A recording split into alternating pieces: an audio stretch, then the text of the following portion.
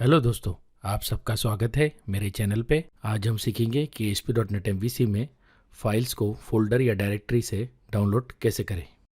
तो चलिए शुरुआत करते हैं। आप देख सकते हैं सॉल्यूशन एक्सप्लोरर में यहाँ पर एक फ़ोल्डर है फाइल्स नाम का, जिसके अंदर मैंने 3 फाइल्स स्टोर कर रखी है। इन्हीं फाइल्स को हम डाउनलोड कर कर इस प्रोजेक्ट में देखेंगे। तो चलिए अब आगे बढ़ते हैं। सबसे पहले मैं यहाँ पर एक मॉडल क्लास ऐड कर रहा हूँ। यहाँ पर मैं क्लास को एक सूटेबल नाम दूंगा।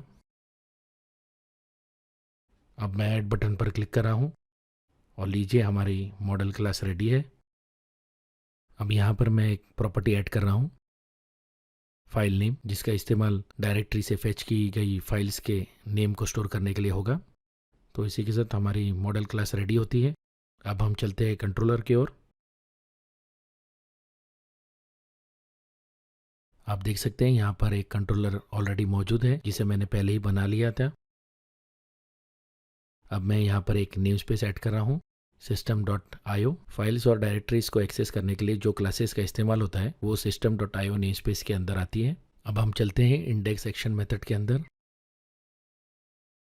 यहाँ पर सबसे पहले मैं एक स्ट्रिंग अरे बना रहा हूँ। इस अरे के अंदर डायरेक्टरी से रीड की गई फाइल्स का पाथ को स्टोर किया जाएगा। मान लीजिए यहाँ पर 3 फाइल्स फेच की जाती है, तो तीनों फाइल्स का जो फाइल पाथ होता है वो इस अरे में स्टोर हो जाएगा। आप देख सकते हैं यहाँ पर मैंने डायरेक्टरी क्लास के गेट फाइल्स फंक्शन का इस्तेमाल किया हूँ, और यहाँ पर मैं server dot map path function का इस्तेमाल करके जो फाइल्स फोल्डर का रिलेटिव पाथ है उसे पास कर रहा हूँ। Server dot map path function relative path को एब्सोल्यूट पाथ में कन्वर्ट कर देता है। यहाँ पर मैं शॉर्ट में बताना चाहूँगा कि जो पाथ अभी आप देख रहे हैं उसे रिलेटिव पाथ बोला जाता है, और एब्सोल्यूट पाथ यानी कि पूरा के पूरा पाथ यानी कि d:/project/प्रोजेक्ट का नाम /फाइल्स, इस तरीके का। आगे आप देख सकते हैं कि मैंने एक लिस्ट कलेक्शन बनाया हूँ फाइल मॉडल क्लास का।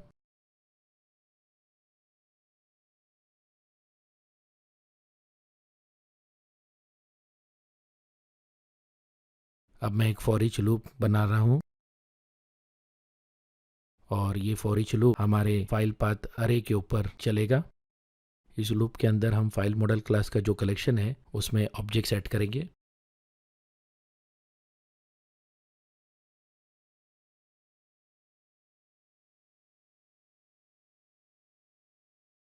आप देख सकते हैं मैंने फाइल नेम प्रॉपर्टी को सेट किया है, और मैं पाथ को फाइल नेम में कन्वर्ट कर रहा हूँ। और ये करने के लिए मैंने पाथ क्लास का गेट फाइल नेम फंक्शन का इस्तेमाल किया है। ये फंक्शन फाइल पाथ एक्सेप्ट करता है और हमें फाइल नेम रिटर्न करता है। अब हम फाइल कलेक्शन को व्यू को रिटर्न कर देंगे ताकि हम वहाँ पर उसे एक्सेस कर सकें।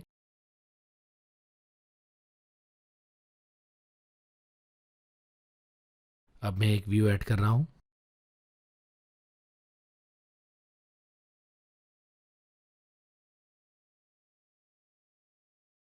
सबसे पहले मैं मॉडल क्लास की नेम स्पेस को इनहेरिट कर रहा हूँ।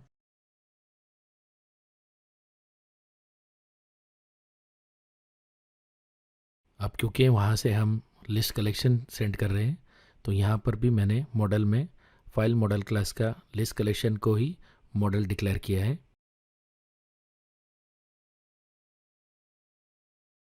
आप सभी से निवेदन है कि आप मेरे चैनल को सब्सक्राइब करें और बेल आइकन दबाना ना भूलें। अब फाइल्स का डेटा डिस्प्ले करने के लिए यहाँ पर मैं एक HTML टेबल बना रहा हूँ। इस टेबल में 2 कॉलम्स होंगे। सबसे पहले एक कॉलम में फाइल का नाम डिस्प्ले होगा और दूसरे कॉलम में डाउनलोड की लिंक डिस्प्ले होगी। अब जो टेबल की रो है उसे मैं डायनेमिकली जनरेट करूँगा, और इसलिए मैं एक फॉर ईच लूप का इस्तेमाल कर रहा हूँ। आप देख सकते हैं मैंने फाइल मॉडल क्लास का जो कलेक्शन है उस पर एक लूप चलाया है, और लूप के अंदर मैंने 2 सेल्स बना दिए हैं। सबसे पहले सेल में, जैसा कि मैंने पहले बताया था, फाइल का नाम डिस्प्ले होगा।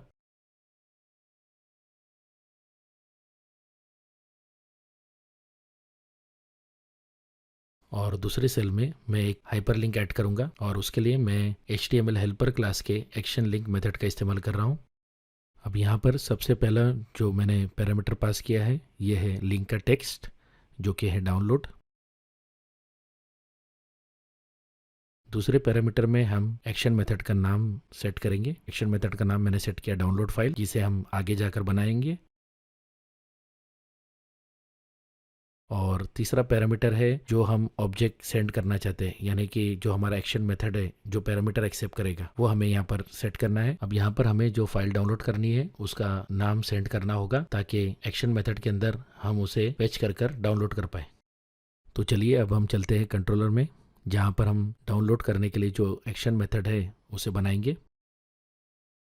अब यहाँ पर हमें फाइल को डाउनलोड करना है, यानी कि जो हमारा एक्शन मेथड है वो फाइल रिटर्न करेगा। इस वजह से हमें जो रिटर्न टाइप है उसे फाइल रिजल्ट सेट करना है। और आप देख सकते हैं यहाँ पर फाइल का नाम एज अ पैरामीटर रिसीव हो रहा है, जैसा कि पहले मैंने आपको बताया था।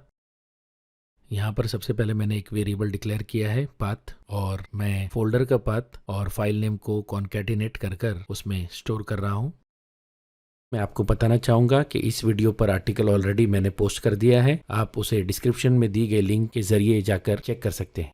साथ साथ वहाँ पर आपको सोर्स कोड की डाउनलोड लिंक भी मिल जाएगी। और यदि आपको इस ट्यूटोरियल के रिलेटेड कोई डाउट है तो आप हमें फोरम पर पूछ सकते हैं।